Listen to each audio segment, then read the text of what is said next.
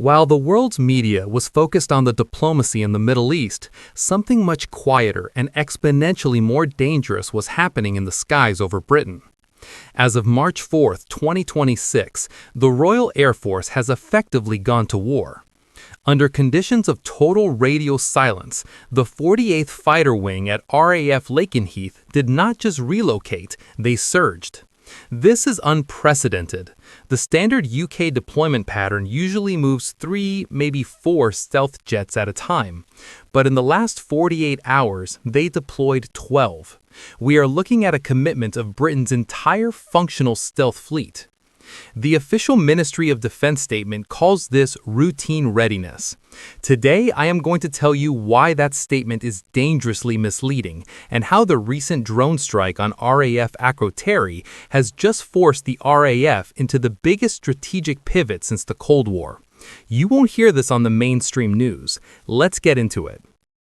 When we analyze military operations beneath the fuselage, we don't look at what the government says, we look at the logistics. Let's break down exactly what a surge of 12 F-35Bs means. For every stealth jet that leaves the ground, you need a mountain of support. 12 F-35s require massive tanker support.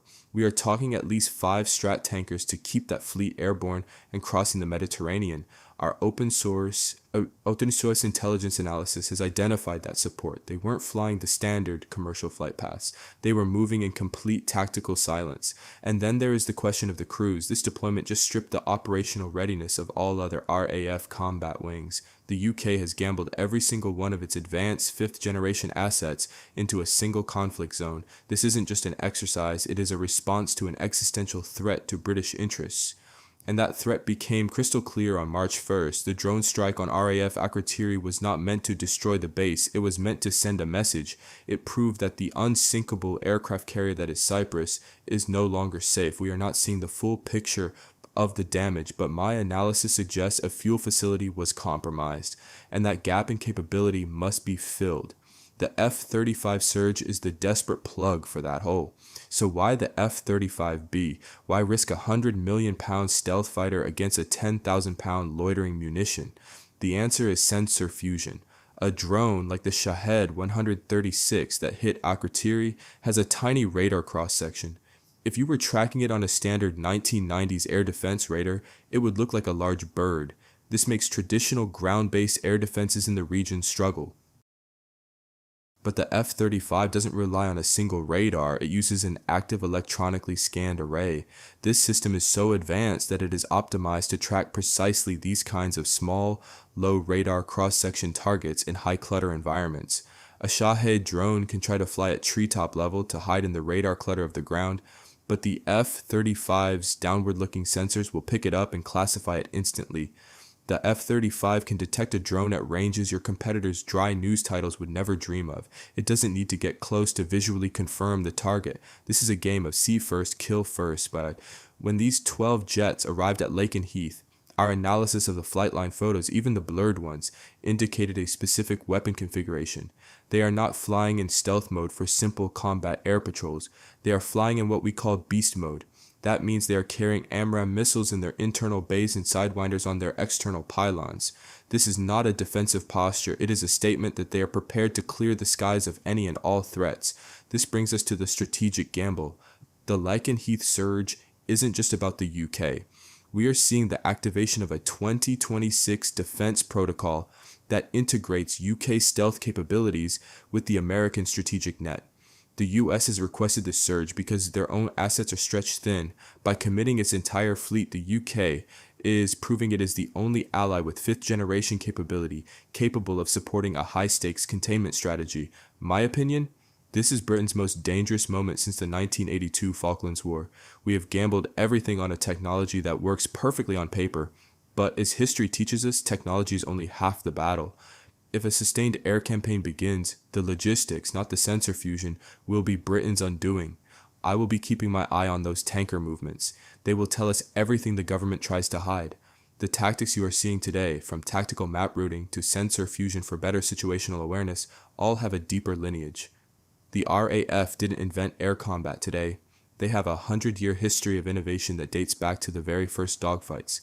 If you want to see the original history that inspired the F-35's mission doctrine, my other channel, British Warplanes, is dropping a full documentary on the Spitfire's own secret tactical ship from 1944. Check the pinned comment to bridge the gap between that history and today's news. See you over there. The silent escalation in the skies over Britain is no longer a matter of regional readiness. As of March 4th, 2026, the Royal Air Force has effectively transitioned to a wartime footing. While the global media remains fixated on the visible diplomatic friction in the Middle East, a far more lethal and sophisticated maneuver has been executed under the cover of total electronic emissions control.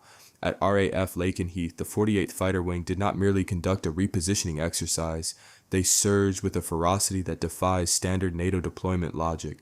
Traditionally, the UK manages its low-density, high-value assets with extreme caution, moving 3 or maybe 4 airframes to maintain a sustainable rotation. In the last 48 hours, 12 F-35B Lightning IIs were put into the air. This represents the functional totality of Britain's frontline 5th-generation stealth fleet. The Ministry of Defense is framing this as a routine readiness check, but the logistical footprint tells a story of imminent kinetic confrontation.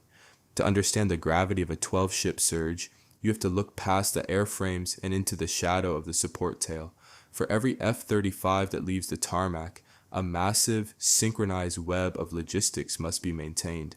Our intelligence analysis of transponder data and diverted flight paths confirms that this was not a solo flight. It was a strike package supported by at least 5 multi-role tanker transports, likely Voyager or US Stratotankers, operating in radio silence. These tankers were not following the predictable high-altitude commercial corridors.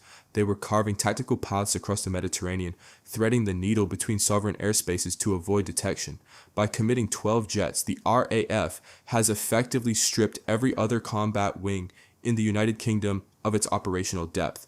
There is no reserve. There is no plan B. The UK has placed its entire technological crown jewel into a single, volatile theater, signaling that the strategic threshold has already been crossed.